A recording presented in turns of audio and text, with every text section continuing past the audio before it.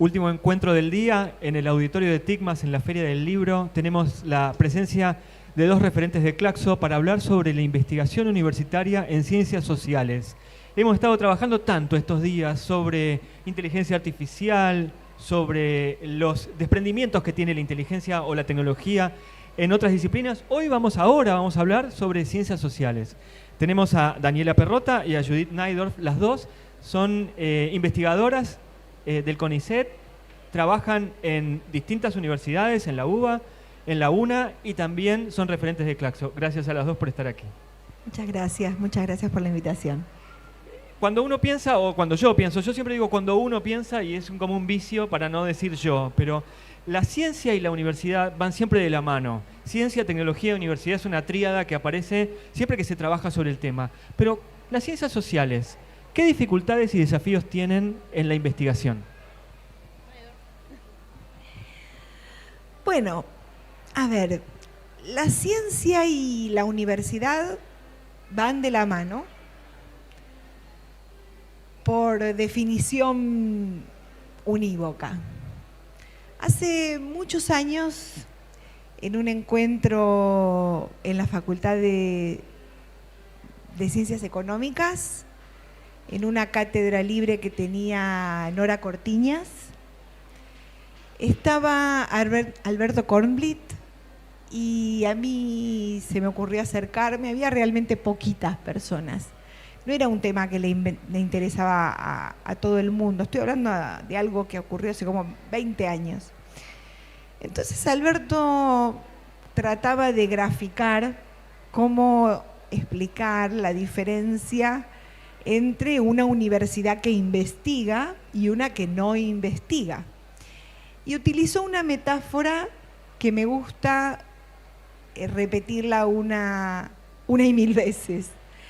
Una universidad que no investiga no es una universidad, es un enseñadero. La universidad, por definición propia, investiga. Y eso la diferencia de otros niveles educativos. La universidad per se, desde el comienzo, desde sus orígenes, siempre tuvo la función de crear conocimiento. No solamente repite el conocimiento creado por otros, sino que su función principal es justamente crear nuevos conocimientos. Y en el caso particular de las ciencias sociales, la forma en que nosotros creamos conocimiento es a través de crear nuevas categorías explicativas de la realidad, y eso es lo que hacemos en Claxo, eso es lo que hacemos en CONICET en Ciencias Sociales, y a eso nos dedicamos, y esa es la forma en que se vincula la ciencia y la universidad. Bueno, yo quizás lo que podría agregar, estoy al lado de mi directora, así que es como mucho peso para mí. No, pero también pensar en cómo últimamente o estos días se ha hablado mucho de la universidad, de la ciencia y sobre todo de las ciencias sociales. Y a veces cuando pensamos este tándem ciencia, universidad y ciencias sociales, lo que se nos pide mucho a los cientistas, a las cientistas sociales, es ver, bueno, ¿cuáles son los resultados de tu investigación? ¿Para qué sirve lo que haces? Esto que estás leyendo, que estás investigando con otras personas, con otros autores, ¿para qué? ¿En qué te mueve? Creo que es algo, porque cuando pensamos las ciencias exactas y naturales, la gente enseguida piensa laboratorio, guardapolvo, un resultado, una patente, un producto, una innovación desde el punto de vista más de lo material o más palpable. En cambio, para nosotros siempre es mucho más difícil poder explicar qué es lo que hacemos y cómo nuestra investigación tiene relevancia más allá de nuestro formato más tradicional de divulgación, que es escribir. Nosotros divulgamos conocimiento escribiendo, escribimos libros, escribimos artículos, y estamos acá hoy contándoles a ustedes qué es lo que hacemos. Me parece que ahí hay un desafío muy grande, que es explicar cuál es la relevancia social de esos productos o resultados, y es muy productivista, vieron cómo tratamos de explicar lo que hacemos, de nuestras investigaciones, y ahí tenemos un componente muy fuerte porque desde las ciencias sociales podemos entender qué es lo que está pasando a nivel sociopolítico en una sociedad, qué está pasando con jóvenes en escuelas, qué está pasando con las redes sociales y la participación política de juventudes. Digo, todo lo que nos atraviesa y los grandes problemas que estamos desafiando hoy en el mundo están atravesados por las ciencias sociales y son desde las ciencias sociales de donde los podemos leer. Incluso los problemas de innovación tecnológica, de problemas de patentes, porque, por ejemplo, a los investigadores de otras ciencias lo que tratamos de mirar es cuánta apropiación local hay, qué pasa con esos resultados, quién se los apropia, cómo se distribuyen esos beneficios o esos, como decía, resultados de investigación. Me parece que esa es la tarea que más tenemos, cómo hacer legible para las personas que lo que hacemos es ciencia en primer lugar y qué efectos tiene sobre la vida cotidiana. Mira, voy a tomar de ahí una parte y te hago una repregunta. Yo decía que aquí al comienzo, cuando empezábamos la charla, decía que aquí tuvimos, en este auditorio, tuvimos a mucha gente que trabaja en desarrollos de tecnología y que hubo mucha gente que trabajando en desarrollo de tecnología hablaba sobre los efectos que producía a nivel socioemocional. Es decir, partíamos de algo muy técnico para caer en lo socioemocional. ¿Se puede salir de lo social para caer en lo técnico? Bueno, podemos decir que lo social, lo técnico, lo emocional, está todo junto en la sociedad y lo que hacemos en las ciencias sociales es separarlo analíticamente. Pero ¿para qué sirve separarlo analíticamente? Voy a dar un ejemplo muy actual y muy necesario. Y lo pensaba en relación con algo que quería traerles hoy. Imagínense si le hubiéramos podido explicar a la sociedad que el Estado no es lo mismo que el gobierno. Los votantes, el año pasado, estaban muy enojados con el gobierno y votaron como votaron porque estaban enojados con el gobierno. Y algunos confundieron su enojo con el gobierno con el enojo con el Estado. Y ese enojo con el gobierno se tradujo en en una fórmula de alguien que les dijo que la culpa la tenía el Estado. Resulta que el Estado era ese Estado que les daba la jubilación, ese Estado que les daba la educación pública de sus hijos, ese Estado que les daba los medicamentos, ese Estado que los atendía en los hospitales públicos. Igual me hiciste trampa con la respuesta, ¿eh? Ah, mira, ahí me están apoyando. Porque yo te preguntaba por lo técnico, lo tecnológico, y seguimos en la parte social. Pero es que tiene relación con lo que vos me estabas preguntando, porque justamente vos me estabas preguntando en relación con lo tecnológico, lo emocional, y yo lo que te estaba queriendo contestar era que todo eso, voy a utilizar una palabra del sentido común, es parte de un solo menjunje. ¿Sí? Para la persona de a pie, es una sola cosa. Lo atraviesa lo tecnológico, lo social, lo emocional, no está escindido. Todo le pasa al mismo tiempo. Somos nosotros, cientistas sociales, quienes podemos separar y decir, esto es emocional, esto es tecnológico, esto es social. A la persona le pasa de todo, le pasan las tres cosas al mismo tiempo.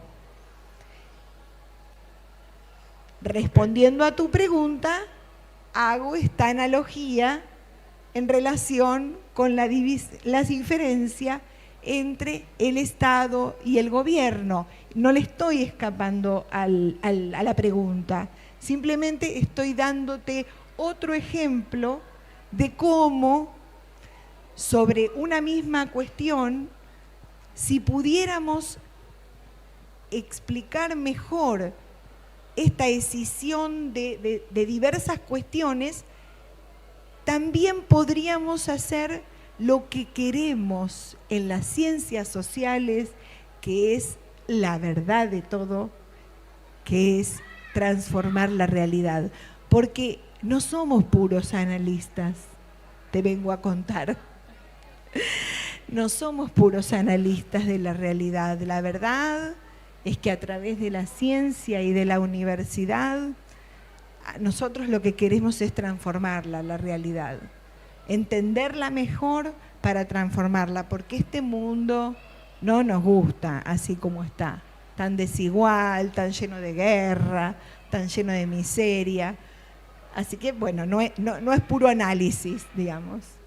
Daniela, ¿querés completar?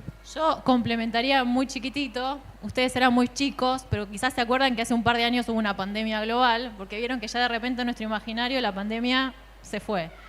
Cuando estuvimos en pandemia, todo lo que más se vio respecto del aporte de la ciencia y de nuestra universidad, con una batería de políticas, digo, hay un rol de un sistema muy nutrido y grande como tiene el CONICET y las universidades nacionales y la Agencia Nacional para la Promoción de la Investigación y la Ciencia y la Innovación.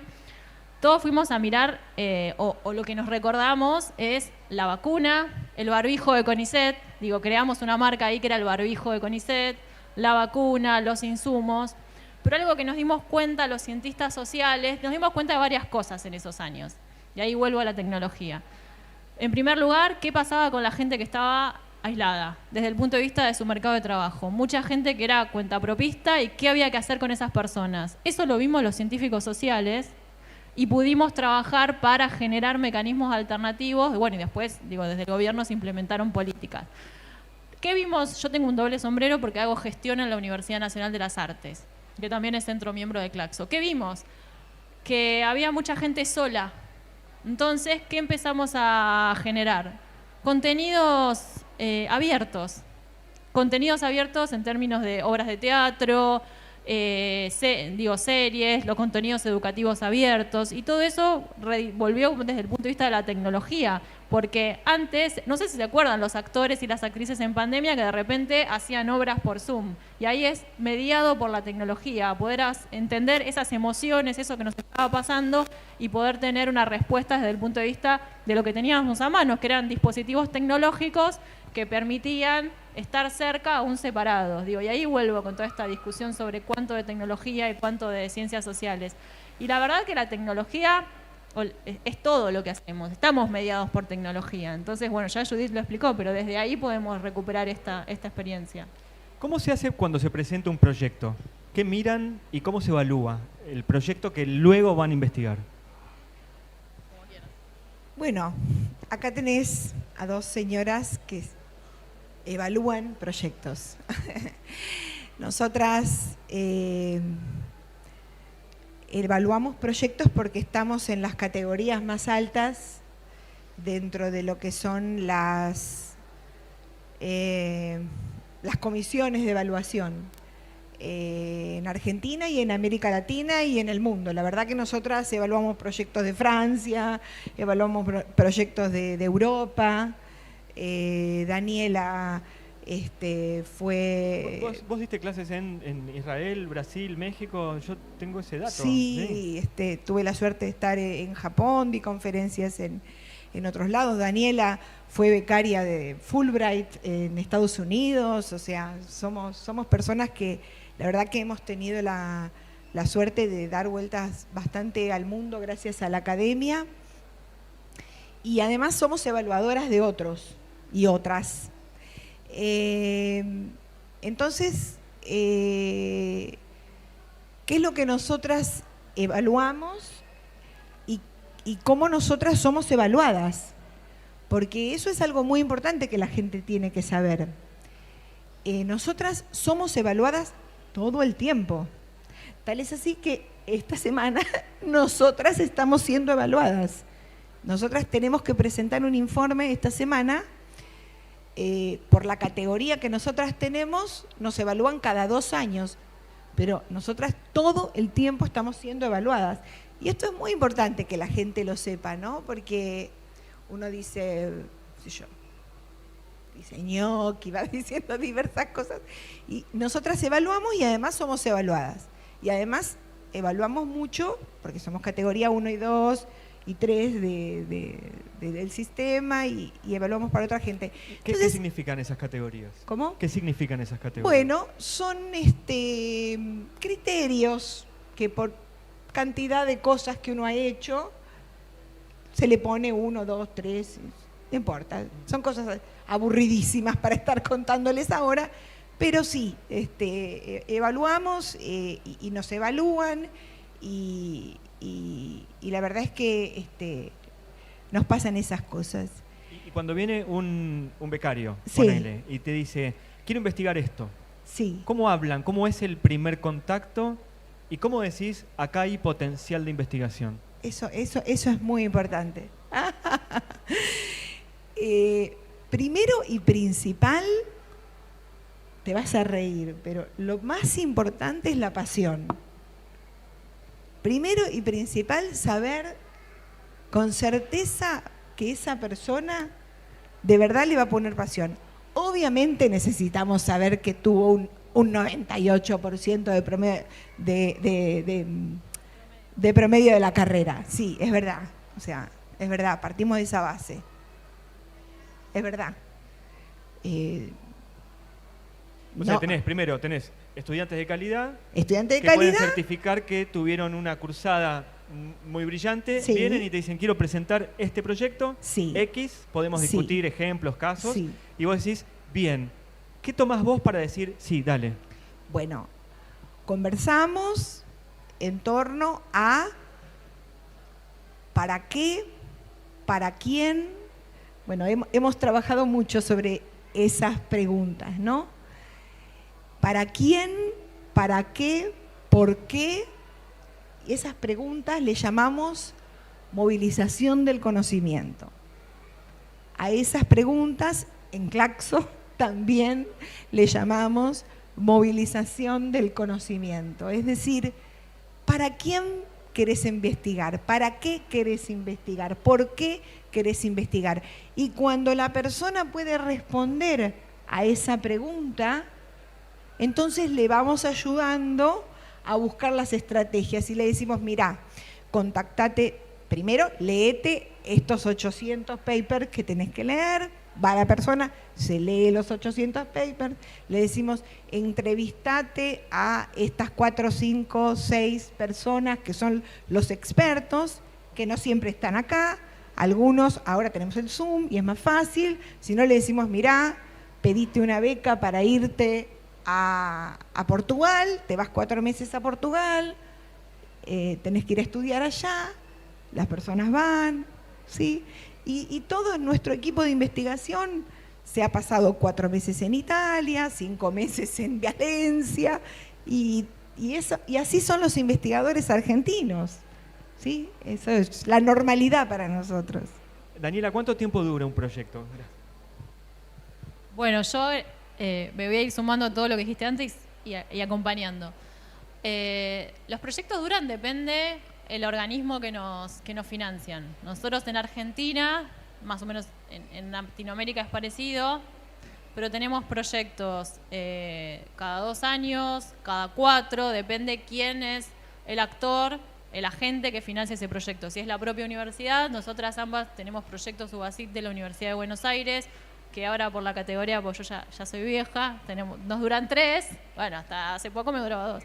O la agencia, que es la principal fuente de financiamiento para ciencia de excelencia en Argentina, es la agencia, o era. Vamos a dejarlo en eso.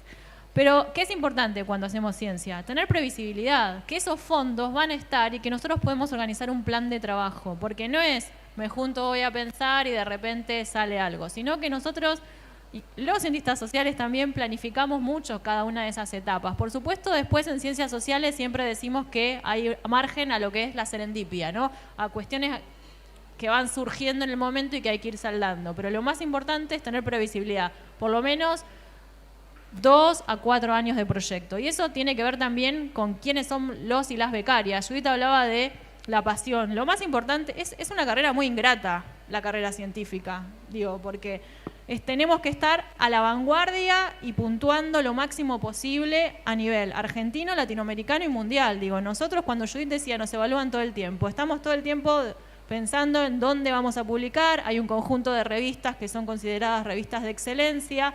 Ese es el modelo central de evaluación de la ciencia, de los rankings. Cada tanto vieron que salen noticias. La UBA apuntó acá, CONICET es la institución de América Latina más alta. Eso tiene que ver con dónde están publicados esos resultados de investigación. Y acá vuelvo a los becarios. Nuestros becarios tienen que tener pasión, tienen que tener promedios altísimos, tienen que tener persistencia, sabiendo que va a ser una carrera ingrata porque estamos todo el tiempo con estas presiones de la publicación, pero que lo hacemos por esto mismo, porque queremos transformar la realidad y hacer del mundo un lugar más habitable desde diferentes lugares. Y acá vuelvo a Claxo. Este modelo de evaluación de la ciencia que yo contaba, que es el modelo CONICET, que es el modelo agencia, que es el modelo de las universidades, que es el modelo en Latinoamérica, que es el modelo en Europa, que es el modelo en China, en Asia, digo, pensando primero China y después el sudeste asiático y en Norteamérica, al mismo tiempo está siendo muy criticado, porque estamos generando investigadores que están todo el tiempo preocupados y preocupadas por producir, que están teniendo un montón de problemas, incluso de salud mental, y que aparte el mundo no puede leer la cantidad de artículos que estamos publicando todo el tiempo. Y acá viene el rol que tuvo América Latina, Argentina también, y Claxo como actor articulador. Claxo es el Consejo Latinoamericano de Ciencias Sociales, y podemos pensarlo como una red de centros e institutos de ciencias sociales de la región. ¿Y por qué digo que tuvo un rol importante? Porque nos llegó un momento, ya hace unos 10 años, donde dijimos, basta, no podemos seguir en este modelo y estamos socializando a las generaciones futuras en un modelo que no funciona y que en el mundo entero no está funcionando. Y América Latina dijo, nosotros tenemos un circuito de divulgación de nuestras producciones que es de altísima calidad y que a su vez está en acceso abierto y que a su vez es evaluado, porque nosotros nos evalúan nuestros pares, un tercero no podría evaluarnos, es como yo yendo a evaluar un científico de laboratorio. No puedo. Cada comunidad se evalúa entre sus pares. Y tenemos que tener integridad, ética de investigación, bueno, todas esas cuestiones. ¿Qué hizo Claxo? Claxo desde sus inicios, cuando Claxo se crea, es un momento de mucha efervescencia en América Latina. Es el momento de creación de las carreras de sociología, los años 60. En 1967 se crea el Consejo y empieza a financiar grupos de investigación. ¿Por qué? Porque no teníamos fondos, cada uno de los países, para generar investigación autónoma. ¿Qué significa investigación autónoma? Que queremos resolver un problema nuestro, no un problema que es un problema del conocimiento en otro país o en otro grupo de países.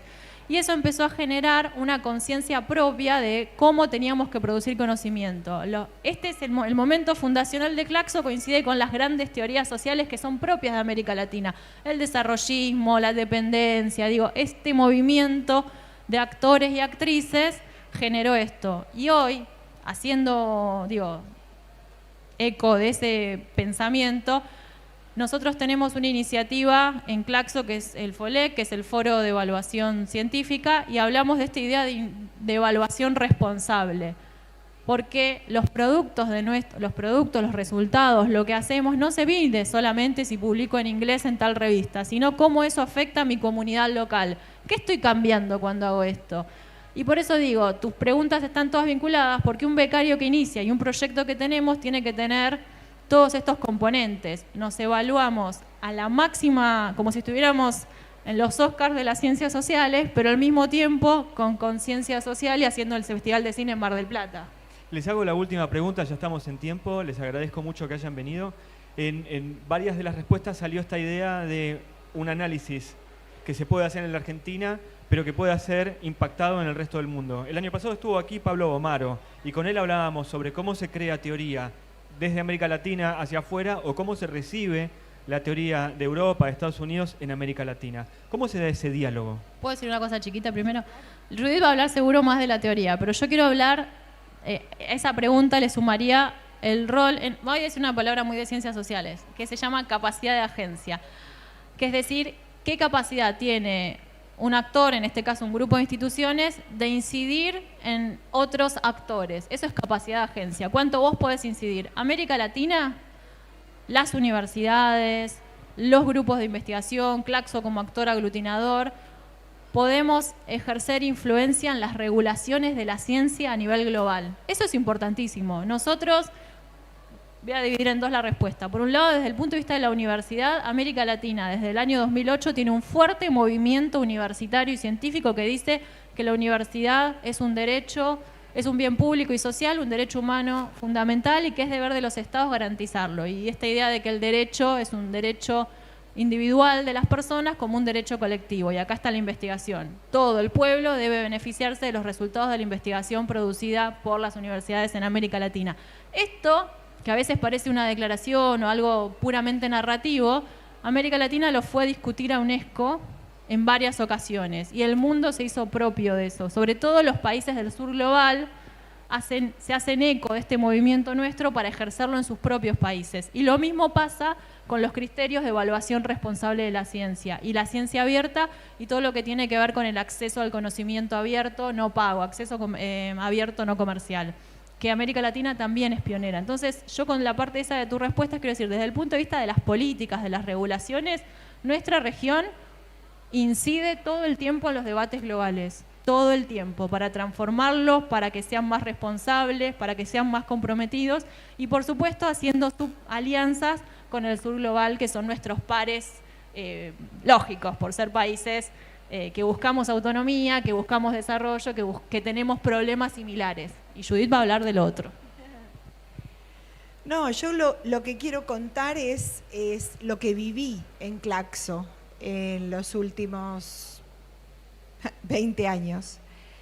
A ver, cuando nosotros estuvimos en Medellín, por ejemplo, en el año 2015, vinieron 30.000 estudiantes, y no estoy exagerando, 30.000 estudiantes a escucharnos, a los cientistas sociales de Claxo.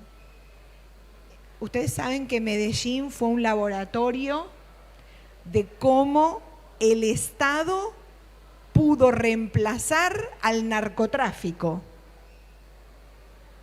No sé si conocen la historia de Medellín, si no, pueden ir a ver cómo efectivamente lo logró. El Estado pudo reemplazar al narcotráfico y los estudiantes estaban ávidos de venir a escuchar a los cientistas sociales de todo el mundo que fuimos ahí y fue algo mágico y maravilloso. Y otra cosa muy hermosa que pasó fue en el año 2018, cuando estábamos aquí en pleno embate neoliberal, y ahora estamos muchísimo peor, pero estaban también atacando a nuestras universidades y a la ciencia, el modelo neoliberal de entonces.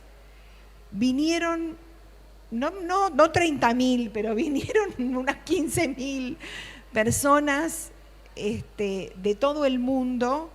Salimos por la 9 de julio con nuestros amigos mexicanos, hondureños, y no me acuerdo, de todas las nacionalidades, porque Claxo lo que tiene es esto, es toda Latinoamérica, y vino Latinoamérica aquí, y salimos todos juntos a la calle con las banderas de la universidad pública y la defensa, así como la marcha del martes pasado, pero con nuestros amigos mexicanos y de todos los países de Latinoamérica, y fue realmente muy, muy, muy hermoso.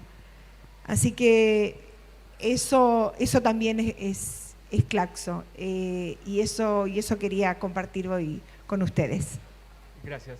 Daniela quería hacer un... No, yo quiero agregar algo porque Nobleza Obliga, uno de los temas que investigo es integración regional. Soy profe de teorías de la integración en la Universidad de Buenos Aires, en la carrera de Ciencia Política. Y las teorías de la integración tienen como el campo de estudios tiene un origen europeo. Ustedes, si dicen integración, van a pensar en la Unión Europea, y un origen latinoamericano. Y nosotros desde Latinoamérica, nosotros y nosotras, cuando pensábamos la integración, machacábamos y machacábamos globalmente de que la integración regional es, bueno, como proceso, en América Latina está muy vinculada a la posibilidad de adquirir condiciones para el desarrollo, para la mejora del desarrollo social, político, cultural, social de nuestros pueblos, y al mismo tiempo autonomía política, es decir, poder tener propio margen de maniobra para decidir sobre nuestras políticas públicas y nuestra política exterior. Y siempre hablábamos de autonomía, autonomía, autonomía. Y a los europeos, por ejemplo, esto les parecía un delirio, cómo la autonomía y la soberanía son cosas distintas. Después, en plena pandemia, y sobre todo la Unión Europea, que venía perdiendo prestigio a nivel global, hay un proceso de transformación del poder a nivel global que se está yendo más hacia Asia y que los actores del orden liberal mundial la están perdiendo, dijo, a ver, vamos a escuchar qué tienen para decir los latinoamericanos desde este campo de estudio. Y bueno, incorporaron en sus propias normativas la idea de autonomía. Eso es un claro ejemplo de cómo nosotros, desde el sur, nuestra ciencia social tiene una mirada siempre más amplia, porque leemos a los clásicos, leemos lo que se está haciendo de producción científica en el centro del conocimiento, en lo que llamaríamos lo mainstream, pero a su vez lo criticamos mucho y lo tratamos de reformular. Y esas reformulaciones, más tarde que temprano, terminan llegando a esos centros de poder. Y tenemos una academia en Argentina y en Latinoamérica, en ciencias sociales y humanidades, que es fuertísima, que desarrolla un montón y que puede generar. Yo hablo de un ejemplo de mi campo de estudios, pero todo esto lo podríamos pensar en diferentes campos del conocimiento dentro de las ciencias sociales y humanidades. Daniela Perrota, Judith Najdorf, muchas gracias por haber estado en el auditorio de TICMAS. Muchas gracias a ustedes.